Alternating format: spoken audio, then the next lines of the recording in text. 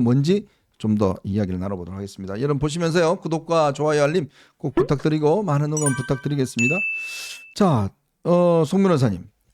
제가 체포 적부심, 구속 적부심은 많이 들어봤어도 체포 적부심은 처음 들어본 것 같은데 이게 뭘까요? 그러니까 사실 체포적 부심은 우리 현실 그 형사 그 수사 절차에서 거의 잘 쓰이지는 않습니다. 왜냐하면 말씀하신 것처럼 이제 구속영장이 발부가 돼서 구속이 네. 되면 그 구속이 적법하냐 내지는 부당하냐를 가리기 위해서 피의자가 청구할 수 있는 것이 구속적 부심이거든요. 네. 그런데 체포는 사실 영장에 의한 체포든 뭐 긴급 체포든 48시간 이내에 어쨌든 구속영장 청구를 해야 되니까 체포 단계는 굉장히 짧은 시간에 끝나죠. 그렇기 때문에 체포 적부심을 하는 경우가 거의 드뭅니다. 그런 그런데 사례가 별로 없더라고요. 그렇죠. 거의 없고 사실 변호사들 중에서도 구속적 부심은 많이 해봐도 네. 체포적 부심은 변호사 그만둘 때까지도 아마 안 해보시는 분이 네. 대부분일 거예요. 그런데 이번에는 이제 이 체포적 부심을 청구할 가능성이 높다라고 하는 것이 예견이 됐었죠. 네. 왜냐하면 윤 대통령 측에서 지속적으로 공수처는 수사권이 없다.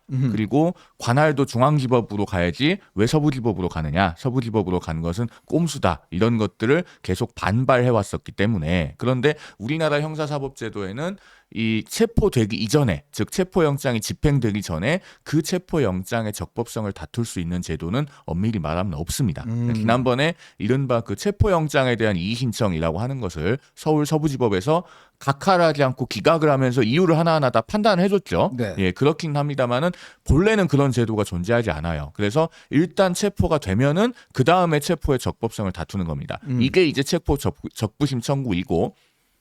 그런데 이제 윤 대통령 변호인단은 이것을 서울 서부지법에 청구하지 않고 서울중앙지법에 청구했어요. 네. 즉 본인들의 주장은 서부지법이 아니라 공수처 사건에 대한 원칙적인 전속관할 법원인 서울중앙지방법원이 관할이 되는 것이 맞다라고 그동안에도 주장을 해왔기 때문에 지금 중앙지법에 청구를 한 것으로 보이고 그래서 오늘 오후 5시부터 지금 신문기일이 열립니다. 자, 근데요, 지호님. 네. 오늘의 포인트는 결국은 중앙지법에 이걸 신청했다는 네. 거잖아요. 그 중앙지법 지금 형사 32단독 소준섭 판사가 오후 5시에 일단 심리를 한다고 그럽니다. 네. 결과는 내일쯤 나온다고 그러는데 일단은 이렇게 되면 체포 영장의 지금 시한은 일단 중지가 되고요. 모든 자료는 지금 중앙지법으로 넘어갔습니다. 자, 이 의미는 뭐냐면 결국 이 사건에 대한 공수처 사건이 왜 그동안 이제 왜 서부지법이냐 이 논쟁이 있었지 않습니까?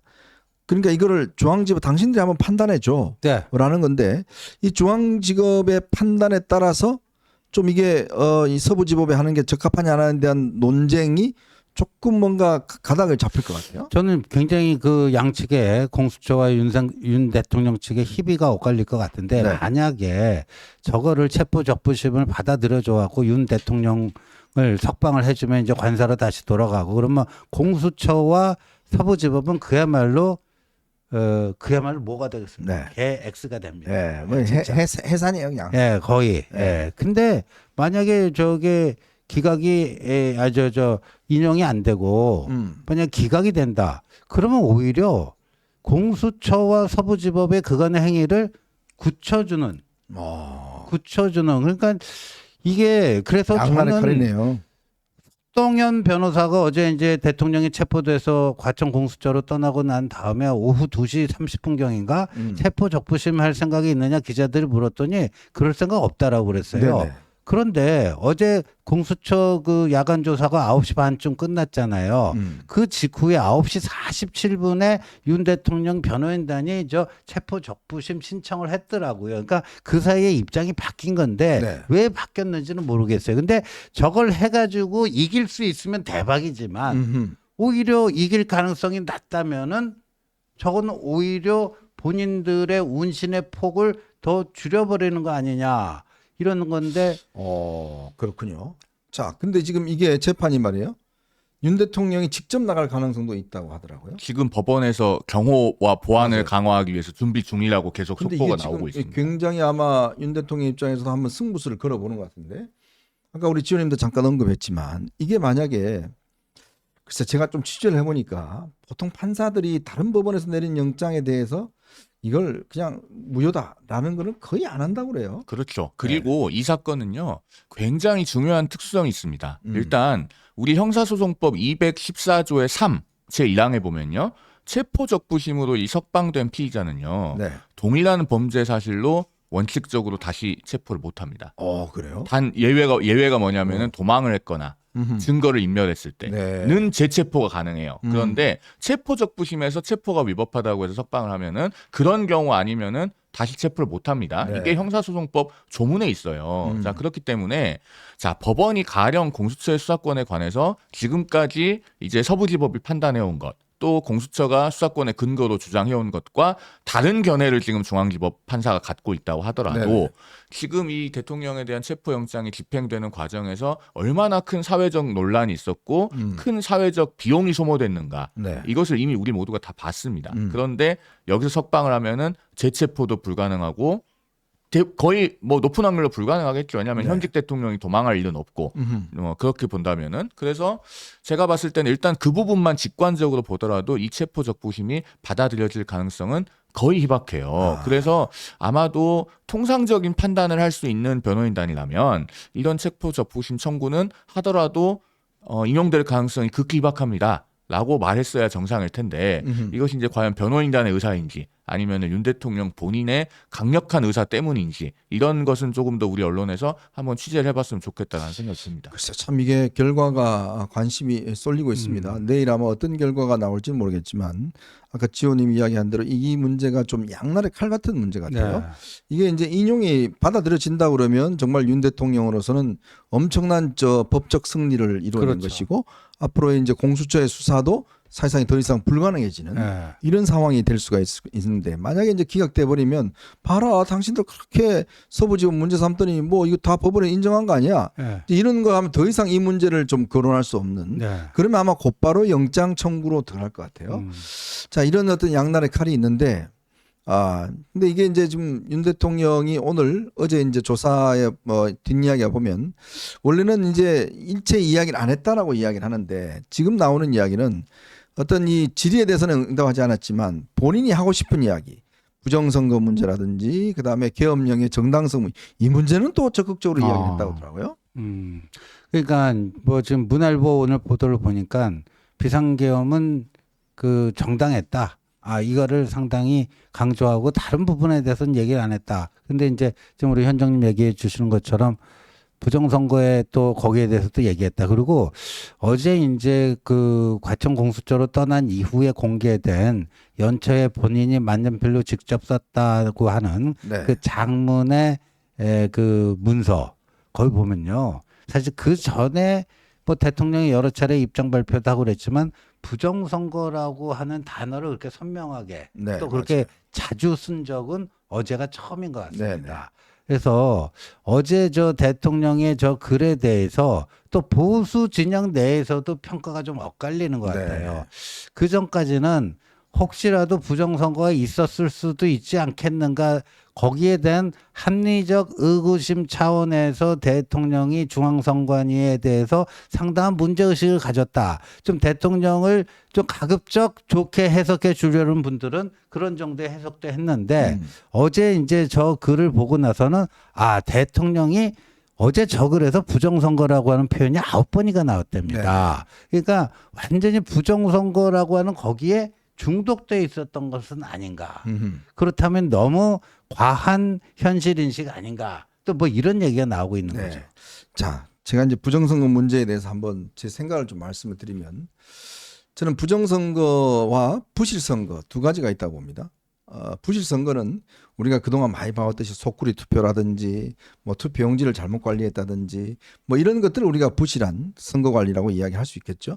그럼 아이디를 1, 2, 3, 4로 했다든지 뭐 이런 거 있는데 자 부정선거라는 의미는 그는 기본적으로 의도성이 있어야 됩니다.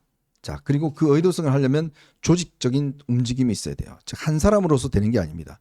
부정선거를 하려고 그러면 선관위 내부와 그다음에 시스템 즉 여러 사람이 관여가 돼야 됩니다. 그리고 거기에는 자금이 필요합니다. 그러니까 우리가 일반 범죄와 조폭 범죄가 다른 이유가 범죄 단체가 다른 이유가 위계 질서가 있어야 되고 강령이 있어야 되고 거기에 대한 어떤 이 내부의 질서가 있어야 되고 이걸 우리가 범죄 단체 조직이라고 이야기를 하는 거거든요. 이건 일반적인 절도나 범죄와는 다르게 취급합니다. 마찬가지로 부실선거와 부정선거는 다른데 지금 그렇다면 대통령이 저는 좀 안타까운 게 뭐냐면 어제 입장에서 그러면 부정선거가 있다라고 그동안 확신했다 그러면 왜 누가 했는지 어떤 세력이 했는지 최소한의 그 정도는 밝혀야 되는데 그냥 대통령이 그렇게 이야기를 했어요. 살인사건이 일어났는데 찌른 사람을 못 찾았다고 해서 그게 살인이 아니냐라고 이야기를 하셨는데 그것과 그다음에 이 부정선거와는 저는 같은 비교 대상이 아니라고 봅니다. 왜냐하면 자 그러면 대통령의 입장에서는 그냥 그렇다 하면 야 무조건 이거 살인이야 라고 규정하는 거를 일반인들은 그렇게 생각할 수는 있어요. 그러나 대통령은 법의 집행자입니다. 즉 행정권을 가지고 있는 법의 집행자. 그러면 뭘 해야 되죠? 구체적인 사실관계를 규명해내야 됩니다. 왜? 대통령이 움직일 수 있는 게 검찰도 있고요. 뭐 다 있습니다. 행정권을 왜 줬겠습니까? 그래서 뭔가 팩트를 파인딩을 찾아내야 돼요. 그게 대통령의 역할인데 근데 대통령은 마치 궁예처럼 내가 보니까 이거 부정선거야. 이거 살인이야 이거. 다 쓸어. 이렇게 이야기를 하면 그거는 일반인들은 이야기를 할 수가 있겠지만 권력을 가진 대통령이 가질 수는 없는 거거든요. 저는 그래서 정말 아쉬운 게 대통령이 어제 입장에서 충분히 그 부분에 대한 뭔가의 확실한 증거와 본인도 이야기했잖아요. 정보가 많다고. 그럼 정보 많으면 국민들에게 공개를 해야 될 거 아니겠습니까? 근데 그것도 없이 부정선거를 9번이나 이야기했다? 제가 말씀드렸던 부실선거와 부정선거를 좀 헷갈리고 계신 게 아닌가 생각이 들어요. 그 부분에 대해서 뭐 더 보태거나 뺄 말씀이 없을 정도로 저도 완벽하게 동의하고요. 그러니까 중앙선관위가 사실은 일정한 성역처럼 되는 것. 그러니까 선거관리라고 하는 것이 사실은 업무의 특수성이 있고 또 선거 때가 아닌 평시에는 관심을 갖기가 어렵고 그런 등등의 이유로 인해서 그 선관위가 자신들만의 어떤 아성을 쌓고 그래서 부실한 선거 관리를 하면서도 뭐 책임도 회피하고 그것에 대해서 어떤 그 정면으로 규명하는 것도 피하고 이런 것들에 대해서는 엄히 따져 묻고 바로 잡아야 맞습니다만 네. 그것과 부정선거가 있었다고 단정하는 것은 전혀 다른 문제죠. 그런 극단적인 주장에 보수 전체가 끌려가서는 곤란하다라는 말씀을 저도 덧붙여서 드리고 싶습니다. 이게 단적으로 예를 들어서 군인들이 들어가서 했는데 아무것도 안 나오면 그때는 뭐 어떡할 겁니까? 글쎄요. 그때는 뭐 누가 책임져요 그러면? 이게 선관위의 서버를 했다는데 지금도요 정말 이 가짜뉴스 퍼뜨린 분들 지금 뭐 선관위 들어가니까 중국 해커들이 90명이 있고 이걸 잡아서 지금 주일 미군 기지에다가 다 갖다 놓고 지금 뭐 하고 있다라는 그 참 황당한 뉴스를 지금 퍼나르고 계시는데 제발 좀 그러지 마십시오. 이게 세상에 그런 가짜뉴스가 어디 있습니까? 예? 그런 가지고 국민들을 유혹하지 마십시오. 진짜 우리가 이 상황이 그렇더라도 대통령이 이야기할 때는 기본적으로 이 팩트에 대한 확인이 있어야 되고, 근데 그거를 일반 시민들이 지금 일부 그거 유튜버들이 이야기하듯이 뭐 지금 뭐 다 뒤지고 있고 지금 뭐 대통령이 깔 거다는데 아니 깠으면 진작 깠어야죠. 지금 뭐 안 깠겠습니까? 예? 그러니까 잠깐만 그런 식으로 미련을 가지고 뭐 정신적 위안을 얻고 정신 승리를 한다 해서 현실이 바뀌지는 않습니다. 보수는요 기본적으로 현실을 직시하는 사람들입니다. 그러니까 정신에서의 승리보다도요 현실에서의 승리를 100배, 1000배, 10,000배 더 중시하는 사람들이다. 이렇게만 말씀드리겠습니다. 뭐 이 논쟁을 더 이상 저희는 하고 싶지 않지만 어쨌건 여러분들이 저희를 좋아하시는 이유도 저희 절대 부풀리지 않습니다. 여러분들이 있는 그대로를 말씀을 드리고 세상에 있는 사실을 그게 사실과 진실 뭐 여러 가지가 또 혼재되어 있습니다. 가짜 뉴스가. 그렇지만 최대한 우리는 진실을 찾아가는 그런 움직임을 보여야지만이 사회가 발전할 수 있습니다. 근데 자꾸 이게 음모론과 달에 안 갔어. 아폴로 11은 달에 안 갔어. 그 믿는 분들 아직까지 계세요. 근데 우리가 그런 것만 하게 되면 더군다나 그게 권력과 결합하게 되면 굉장히 치명적인 문제가 발생할 수 있다는 거 이번 사태를 통해서 다시 한번 확인하는 것 같습니다. 자, 저희는 이제 두 번째 이슈로 한번 넘어가 보겠습니다. 여러분 보시면서요. 구독과 좋아요 알림 꼭 부탁드리겠습니다.